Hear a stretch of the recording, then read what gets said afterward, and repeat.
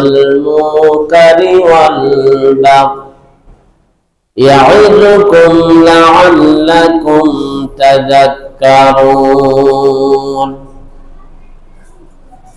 قال الله سبحانه وتعالى في شأن حبيبه مخبرا وآمرا: إن الله وملائكته يصلون على النبي يا أيها الذين آمنوا صلوا عليه وسلموا تسليما. اللهم صل على محمد وعلى آل محمد.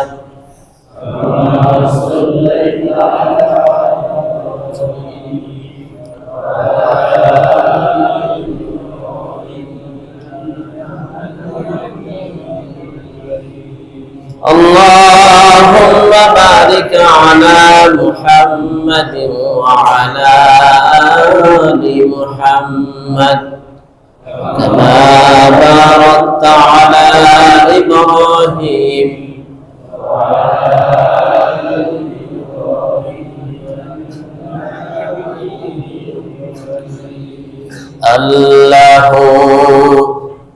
আল্লাহ কি যে মধুর নাম, আল্লাহ আল্লাহ কি যে মধুর নাম। ধরার তামাম মনি মুক্তায় কান্না হীরা সোনা দানায় হয় না তাহার দাম। আল্লাহ আল্লাহ কি যে মধুর নাম, আল্লাহ আল্লাহ কি যে মধুর নাম। গাজীপুরা পশ্চিম পাড়া আল মদিনা জামে মসজিদে উপস্থিত সম্মানিত মুসল্লিয়ানে কেরাম, শুকরিয়া আদায় করছি, হামদ ও সানা পেশ করছি, কৃতজ্ঞতা স্বীকার করছি যে মহান মুনিব আল্লাহ জাল্লা শানুহু দয়া করে সালাতুল জুমা আদায় করার জন্য, খুতবাতুল জুমা শোনার জন্য আমাদের সকলকে উত্তম পোশাক পরিধান করে পবিত্রতা অর্জন করে পৃথিবীর শ্রেষ্ঠ জায়গায় আসার বসার সুযোগ দিয়েছেন। এজন্য জবান খুলে সকলে পড়ি আলহামদুলিল্লাহ। কোরআনুল কারীম থেকে একটি আয়াত তেলাওয়াত করেছি। এই আয়াত কেন্দ্রিক কিছু কথা বলার চেষ্টা করব। কোরআনে যত কথা আছে বিসমিল্লাহ বা থেকে নিয়ে মিনাল জিন্নাতি ওয়ান নাসের সিন পর্যন্ত যত কথা আছে, কথা কার? আল্লাহ। এর মধ্যে কোনো জাল কথা আছে নাকি? না। দয়ীফ কথা আছে নাকি? না। যত কথা বলেছেন সব কথা আল্লাহ।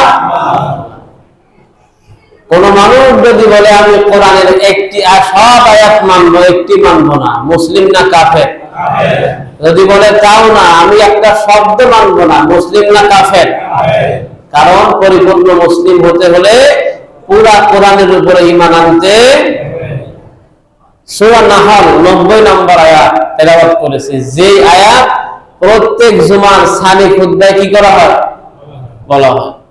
এই আয়াত মুসল্লিদের কাছে পরিচিত হয়। ইন্নাল্লাহা ইয়া'মুরু বিল আদলি ওয়াল ইহসান ওয়া ইতা'i যিল কুরবা ওয়া ইয়ানহা আনিল ফাহশাই ওয়াল মুনকারি ওয়াল বাগই। আল্লাহ রাব্বুল আলামিন আয়াতে কারিমায় গোটা দুনিয়ার সব মানুষকে লক্ষ্য করে আল্লাহ তিনটি আদেশ করেছেন, তিনটি বিষয়ে নিষেধ করেছেন। এখন আপনারা যারা আছেন আপনারা বলেন, আল্লাহর আদেশ মানা ফরজ না নফল? সবাই ফরজ না নফল? আবার আল্লাহ নিষেধ করেছেন, আল্লাহর নিষেধটাও মানা ফরজ না নফল? গুরুত্বপূর্ণ আয়াত আল্লাহ রাব্বুল আলামিন দিলেন, যেই আয়াতের উপরে আমল করা প্রত্যেকটা মুসলমান নরনারী, এমনকি নারী হোক পুরুষ হোক স্বাধীন হোক গোলাম হোক সকলের উপরে ফরজ। সুবহানাল্লাহ।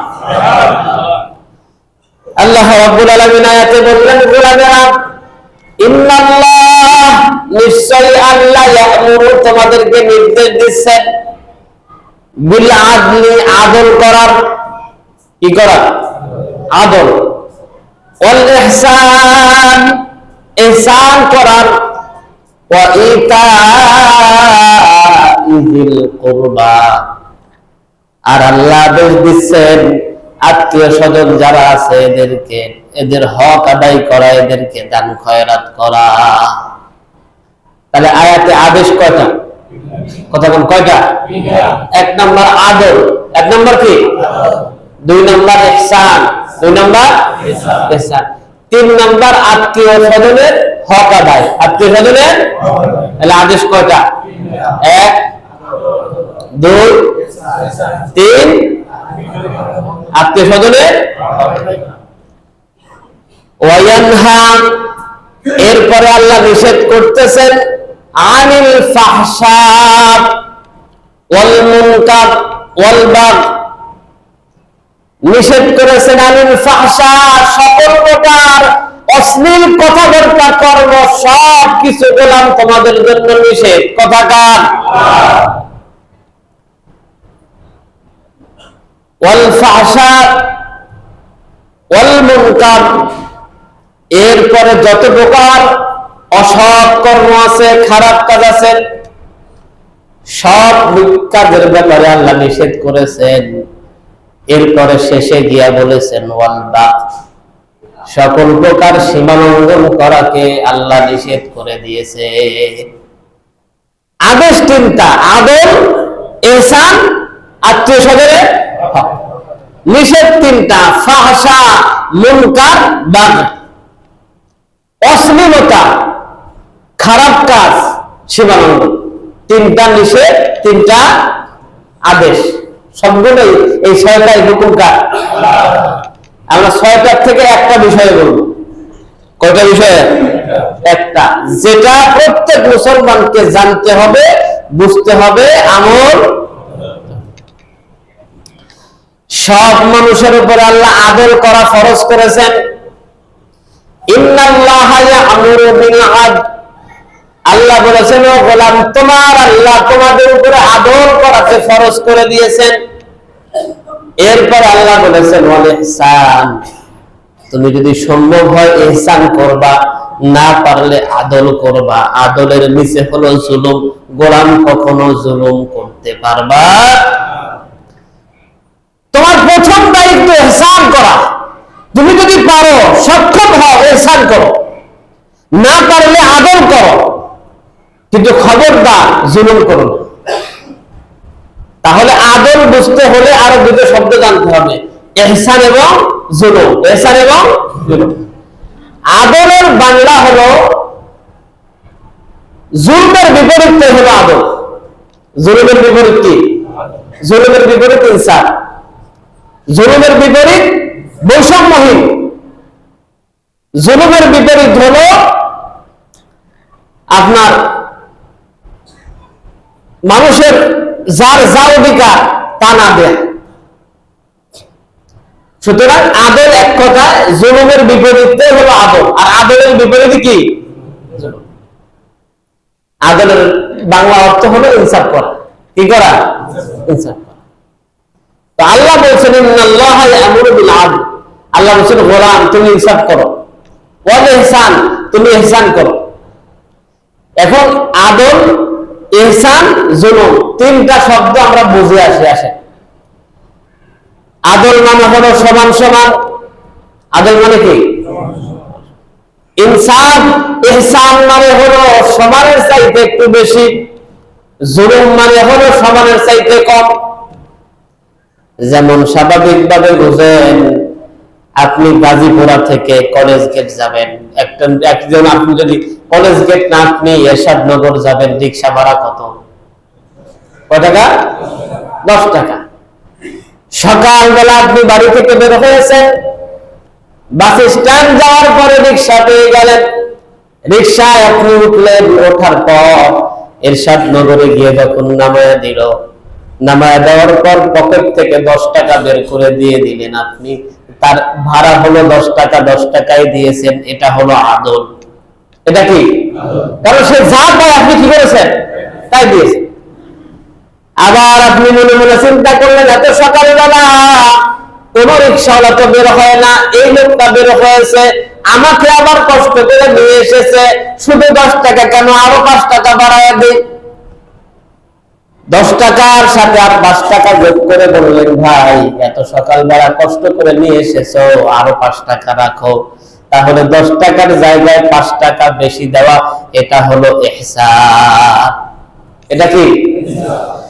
আবার ওই একই রিক্সায় এমন একজন লোক উঠলো, যার মাথায় লম্বা লম্বা চুল, মাথায় ব্যান্ড পরা, হাতে ব্যাস পরা, এরপরে প্যান্ট পরেছে ছেঁড়া ফাড়া, আছে না নাই? এরকম একটা লোক রিক্সার উপরে উঠে বললো, আমাকে এরশাদ নগর নিয়ে যাও। ওই রিক্সাওয়ালা এরশাদ নগর নিয়ে যাওয়ার পর পকেট থেকে 5 টাকার নোট বের করে দিয়ে বলল যে চলে যাও। রিক্সাওয়ালা লিখে বললো, স্যার ভাড়া তো 10 টাকা, 5 টাকা দিলেন কেন? ওই লোকটা মুখ ফিরায় বলে, বেশি কথা বললে এটাও পাবি না। আছে না নাই? এটার নাম হলো জুলুম। এটার নাম কি? তাহলে আদল মানে হলো বরাবর, সমান সমান। ইহসান মানে হলো তার চাইতে, আর জুলুম মানে হলো আদলের সমান সমানের চাইতে। কথা কি বুঝছেন নাকি আর কোনো সমস্যা আছে? গোটা দুনিয়ার সব মানুষের উপরে আল্লাহ ফরজ করেছেন, ও গোলাম, যেখানে যাও না কেন, যে অবস্থায় থাকো না কেন, স্বাধীন হও আর গোলাম হও, পরাধীন হও, যাই হও না কেন, গোলাম তুমি মুসলমান, তুমি থাকবে যেখানে, আদল থাকবে সেখানে, ঠিক কিনা? একজন মুসলমানের জীবনে কখনো বেইনসাফি, আদল বিরোধী কোন কাজ থাকতে পারে না। এবার আল্লাহ রাব্বুল আলামিন বলেছেন, গোলাম আদল শুধু অন্যের উপরে করবা না, নিজের উপরেও করা লাগবে। সুতরাং একজন মুসলমান নিজের উপরে আদল করবে, ইনসাফ করবে, একজন মুসলমান পরিবারের উপরে ইনসাফ করবে, একজন মুসলমান রাষ্ট্রের উপরে ইনসাফ করবে। সুতরাং তুমি আদল করো নিজের উপরে, পরিবারের উপরে, সমাজের উপরে, রাষ্ট্রের উপরে। কথা কার? এখন প্রশ্ন হলো, নিজের উপরে ইনসাফ করব কেমনে? রাসূল হাদিস বলেছেন, ও আমার উম্মতরা শোনো, ওয়া ইন্না লিজাসাদি আলাইকা হাক্কা। রাসূল বলেন, ও আমার উম্মতরা, তোমাদের নিজের উপরে তোমাদের হক রয়েছে, তোমাদের শরীরের উপরে তোমার হক রয়েছে। সারা রাত না ঘুমায়া নির্ঘুম রজনী অতিবাহিত করে এই শরীরকে কষ্ট দেওয়া, এটা হলো আদল বিরোধী কাজ। কারণ এই শরীরের একটা হক আছে আপনার উপরে। এমন খাবার খাইলেন যেই খাবার শরীরকে নষ্ট করে, এরকম খাওয়া হলো শরীরের উপরে আদল বিরোধী কাজ করা। আল্লাহ রাব্বুল আলামিন আপনাকে বানিয়েছেন, আপনি গুনাহ করবেন না, সব সময় হুকুম মানবেন, আল্লাহর ইবাদত করবেন, এটা হলো আপনার দায়িত্ব। যখন আল্লাহর হুকুম লঙ্ঘন করলেন, তখন নিজেই নিজের উপরে জুলুম করে আদল বিরোধী কাজ করলেন। এজন্য ওমর রাদিয়াল্লাহু আনহু বলেছেন, হাসিবু ক্বাবলা আন তুহাসাবু। ও দুনিয়ার মুসলমানেরা, ওই আল্লাহর দরবারে হিসাব দেওয়ার আগে হাসিবু হাসিবু ক্বাবলা আন তুহাসাবু, আল্লাহর দরবারে হিসাব দেওয়ার আগে তুমি তোমার নিজের হিসাব নিজেই করো। আগে নিজের হিসাব করে নাও, আল্লাহর দরবারে হিসাব দেওয়ার আগে। এজন্য একজন মুসলমানের প্রথম দায়িত্ব হলো নিজের উপরে আদর করা, ইনসাফ করা, নিজের শরীরের উপরে। রাসূল দেখলেন সাহাবী সারা রাত নামাজ পড়ে, সারা দিন রোজা রাখে। রাসূল তাকে ডাকলেন, ডেকে বললেন, ও সাহাবী শোনো, ইবাদত পাবার অধিকার আল্লাহ, আল্লাহ ইবাদত পাবে, এটা আল্লাহর অধিকার। কিন্তু তোমার শরীরের অধিকার আছে তোমার উপরে। এমন ভাবে ইবাদত করো না যে ইবাদত করতে করতে শরীরটা পড়ে যায়। মসজিদে নববীতে ঢুকলেন বিশ্বনবী, দেখলেন খুঁটির মাঝে রশি লাগানো। জিজ্ঞেস করলেন এই রশি লাগানো কেন হয়েছে? সাহাবায়ে কেরাম বললেন, হুজুর অমুক সাহাবী রশিটা লাগিয়েছে, নামাজ পড়তে পড়তে যখন ক্লান্ত হয়ে যায়, উঠতে পারে না, তখন ওই রশিটা ধরে এরপরে উঠে। রাসূল বললেন, না না ও সাহাবীরা শোনো, ইবাদত করো যতক্ষণ শরীরে পারবে, ইবাদত করো ততক্ষণ শরীরে পারে, তোমার শরীরে পারে না। তুমি ইবাদত যদি করতে যাও এরকম কষ্ট করে, অনেক সময় হিতে বিপরীত হয়ে যাবে। এজন্য প্রথম কাজ হলো দুনিয়ার সব মানুষ ইনসাফ করবে নিজেই, কথা করে নিজেই। এরপরে ইনসাফ করার দায়িত্ব হলো পরিবারের উপর। শুনতেছি তো কথা, ঘুমায় ঘুমায় শুনতেছি। এরপরে পরিবারের উপর ইনসাফ করবেন। কিন্তু আমাদের পরিবারগুলো সবচাইতে বেশি হলো ইনসাফ বিরোধী পরিবার, ঠিক না? একই বাবার কয়েকজন সন্তান, ওই বড় সন্তানকে বাবা বিদেশ পাঠিয়ে দিল। বিদেশ যাওয়ার পর বড় সন্তান কামাই কাজি করে টাকা পাঠাইয়া দিল, অন্যান্য সন্তান বড় সন্তানের টাকাগুলো নিয়ে ফুর্তি ফার্তি করে জীবন কাটাইল। এরপরে 10 বছর বিদেশ থেকে যখন এই সন্তান বাড়িতে চলে আসলো, আসার পর যখন বাবা জায়গা জমি যা কিনেছে এর মধ্যে সব বাবার নামে, এখন ভাগ যখন হবে তখন ওই ভাগ করার সময় বড় সন্তান কি বেশি পায় নাকি?